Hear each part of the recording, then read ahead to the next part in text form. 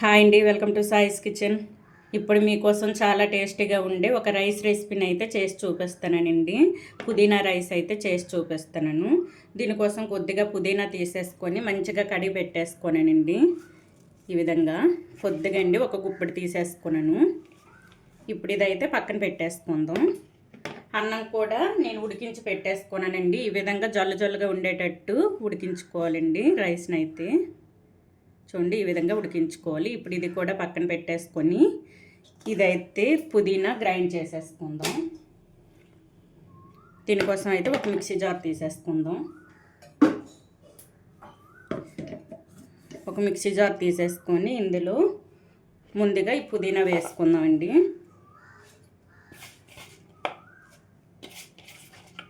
ఈ విధంగా మొత్తం కూడా వేసేసుకొని ఇందులోని ఒక 4-5 పచ్చిమిర్చి అండి. మీరు కారం తినే బట్టి చూసుకొని మిర్చిని అయితే వేసేసుకోండి. నేనైతే ఒక 5లా తీసేసుకున్నాను. ఈ విధంగా చిన్న చిన్న ముక్కలుగా కట్ చేసుకొని వేసేసుకుందాం.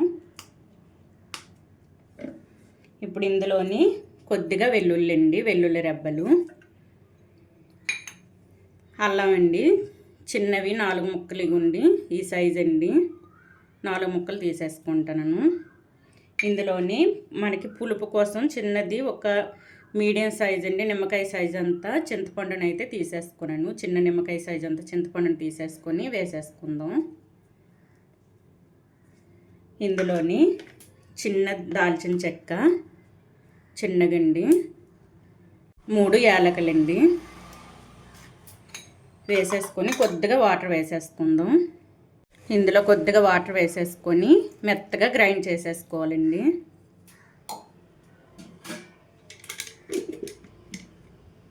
చూడండి, పుదీనాను ఈ విధంగా మెత్తగా గ్రైండ్ చేసేసుకోవాలండి. చేసేసుకొని ఇప్పుడు ఇది పక్కన పెట్టేసుకుందాం. ఇప్పుడు స్టవ్ ఆన్ చేసేసుకొని ఒక వెడల్పాటి పాత్ర పెట్టేసుకున్నానండి. ఇప్పుడు ఇందులో ఒక 2 టేబుల్ స్పూన్ వరకు ఆయిల్ వేసేసుకుందాం. వేసేసుకొని ఇందులో కొద్దిగా ఆవాలు, కొద్దిగా అండి 1 టేబుల్ స్పూన్ వరకు ఆవాలు, 1 టేబుల్ స్పూన్ వరకు జీలకర్రను వేసుకోండి. ఇందులోని ఒక ఎండుమిర్చి అండి, నేను 5 వేసుకున్నాను కదండి పచ్చిమిర్చిని అయితే పేస్ట్ చేసేటప్పుడు, అందుకు 1 వేసుకుంటాను. ఇప్పుడు ఇందులోనే కొద్దిగా పల్లీలండి, ఒక 2 టేబుల్ స్పూన్ వరకు పల్లీలు వేసుకోండి. ఇందులోనే కొద్దిగా కరివేపాకు,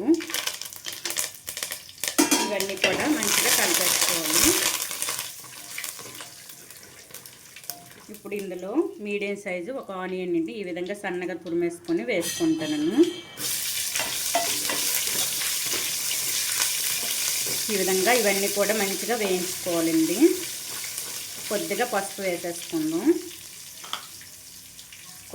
కొద్దిగా కలర్ మంచిగా రావడం కోసం ఒక 1/2 టేబుల్ స్పూన్ వరకు పసుపు వేసేసుకోండి.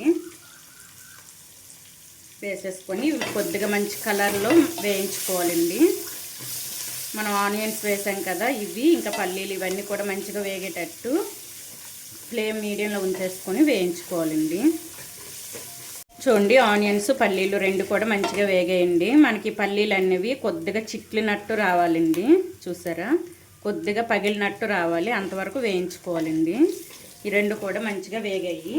ఇప్పుడు ఇందులో మనం గ్రైండ్ చేసి పెట్టుకున్న పుదీనా పేస్ట్ని అయితే వేసేసుకుందాం. మొత్తం కూడా వేసేసుకోవాలి. ఈ విధంగా వేసేసుకొని మొత్తం కలిపేసుకుందాం అండి. ఈ విధంగా ఇప్పుడు ఇందులో మనకి అన్నానికి సరిపడా సాల్ట్ ఇప్పుడే వేసేసుకోవాలండి. మనం ఎంత అన్నం తీసుకున్నామో ఆ అన్నానికి సరిపడా సాల్ట్ వేసేసుకుందాం.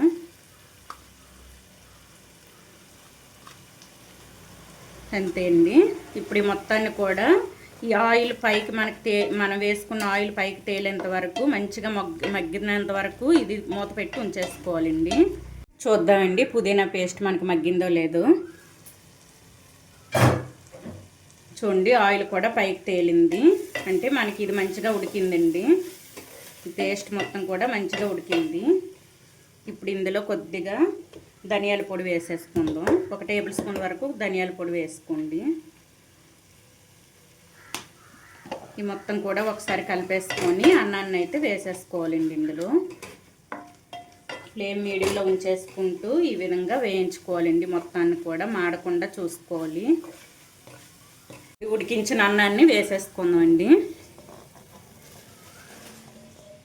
ఇది వేసేసుకొని మొత్తం కూడా కలిపేసుకుందాం. ఈ మొత్తం ఈ పుదీనా పేస్ట్ మొత్తం ఈ అన్నానికి కలిసేటట్టు కలిపేసుకోవాలండి.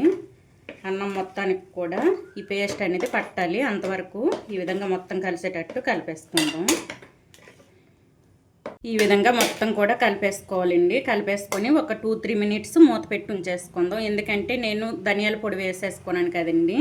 ఆ ధనియాల పొడి ఇంకా ఈ పేస్ట్ మొత్తం కూడా మనకి అన్నానికి పట్టేటట్టు ఉంచేసుకోవాలండి మూత పెట్టి. మనం మూత పెట్టడం వల్ల ఆవిరికి అన్నానికి మంచిగా పడుతుందండి పుదీనా అనేది. అందుకోసమని ఒక 2-3 మినిట్స్ అండి. 2-3 మినిట్స్ మూత పెట్టి ఉంచేసుకుందాం. 3 మినిట్స్ అయిందండి. చూద్దామండి మనకి రైస్ రెడీ అయిపోయిందో లేదో. చూడండి మంచిగా మనకి రెడీ అయిందండి. మసాలాలు మొత్తం కూడా మనకి పుదీనా రైస్కి మంచిగా పట్టాయి. చూసారా, ఈ విధంగా జల్లుగా ఉడికించుకొని అన్నం ఈ విధంగా అయితే చేసేసుకోవాలండి. నేనైతే చింతపండు వేసేసుకున్నాను కదండి. చింతపండు మీరు వేయకపోతే నిమ్మరసం చల్లేసుకోవాలండి లాస్ట్లో. చింతపండు వేసుకున్నాను కాబట్టి పులుపు కూడా కరెక్ట్గా సరిపోయిందండి. పులుపు, కారం, ఇంకా మనం వేసుకున్న సాల్ట్ అన్నీ కూడా కరెక్ట్గా సరిపోయి టేస్ట్ సూపర్గా వచ్చిందండి.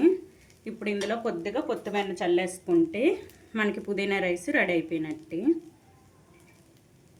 అంతే అండి. ఈ విధంగా చల్లేసుకొని ఒక బౌల్లో వేసి చూపిస్తానండి. స్టవ్ని అయితే ఆఫ్ చేసేసుకొని ఒక బౌల్లో వేసి చూపిస్తాను, ప్లేట్లో వేసి. చూడండి చాలా టేస్టీగా ఉండే పుదీనా రైస్ అయితే మనకు రెడీ అయిపోయిందండి. ఈ విధంగా అయితే చేసేసుకోండి. పుల్లగా కారంగా టేస్ట్ అయితే సూపర్గా వచ్చిందండి. ఇది పిల్లలకి హెల్తీ కూడా ఉండండి, హెల్తీగా ఉంటారు. ఈ విధంగా చేసుకొని అయితే పెట్టండి. పిల్లలైనా సరే పెద్దవాళ్ళైనా సరే మాటికి అడుగుతారండి చేయమని. అంత బాగుందండి టేస్ట్ అయితే. సూపర్గా వచ్చింది టేస్ట్ అయితే.